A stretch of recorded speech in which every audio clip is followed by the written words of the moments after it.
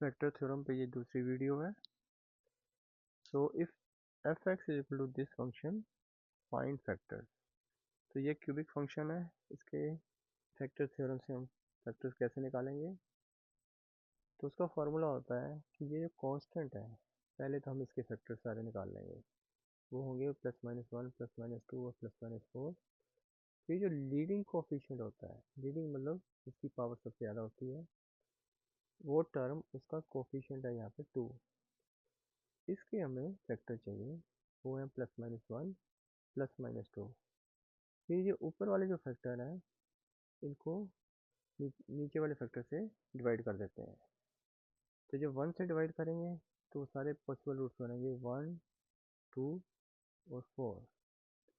जब हम +-2 से डिवाइड करेंगे तो 4 से डिवाइड करेंगे 2 आ जाएगा, 2 से डिवाइड करेंगे 1 आ जाएगा, और जब हम इसे 1 से डिवाइड करेंगे तो वो बनेगा रूट, वो बनेगा +-1/2।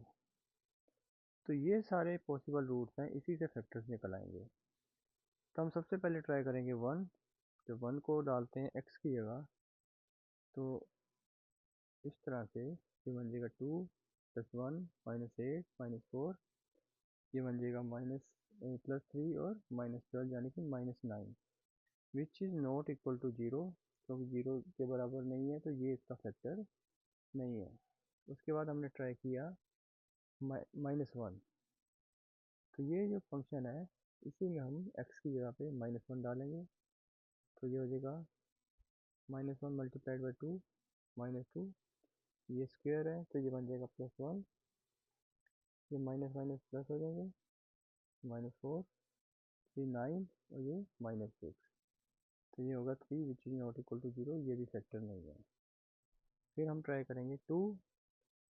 2 को फंक्शन की जगह x की जगह डाला, तो ये हो जाएगा 2 × 8, 2 से मल्टीप्लाई, तो ये बन जाएगा 16, 2 का स्क्वायर +4 -16 -4, ये 16 + 4 20, -16 -4 -20, तो ये हो गया 20 -20, तो इज इक्वल टू 0। रिमाइंडर 0 है, तो ये इसका फंक्शन है।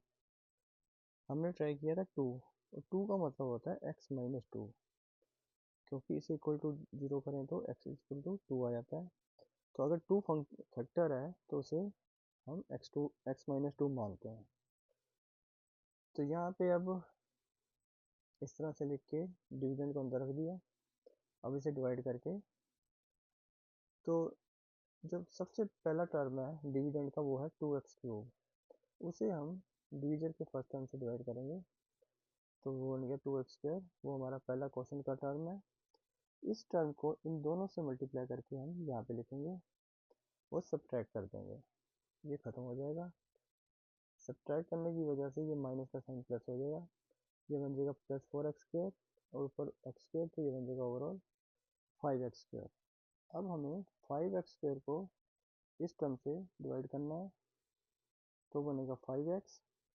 इस 5x को इन दोनों टर्म से मल्टीप्लाई करके हमारे पास आएगा ये 5x को x से किया तो ये आया, और -2 से किया तो -10x आया।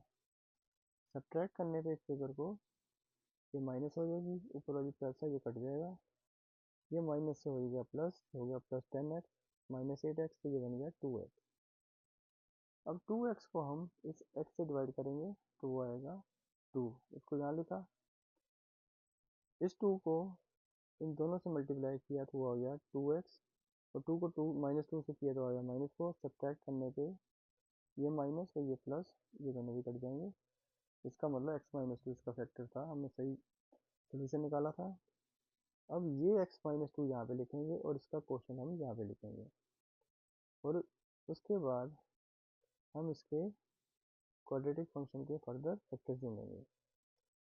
तो अब यहाँ पे क्वाड्रेटिक फंक्शन हमारे पास 2x² + 5x + 2।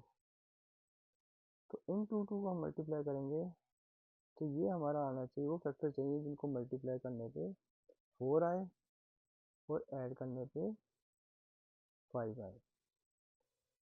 तो वो फंक्शन कौन से हैं? वो फंक्शन हुए 4 1 जा 4, इन दोनों को मल्टीप्लाई किया तो ये आया, इन दोनों को ऐड करके ये आया। तो इसके फैक्टर्स क्या होंगे, ये जो 2 है इससे इन दोनों को डिवाइड करना है। तो फैक्टर्स और इससे करने से बन गया 2, एक बन गया हमारा x प्लस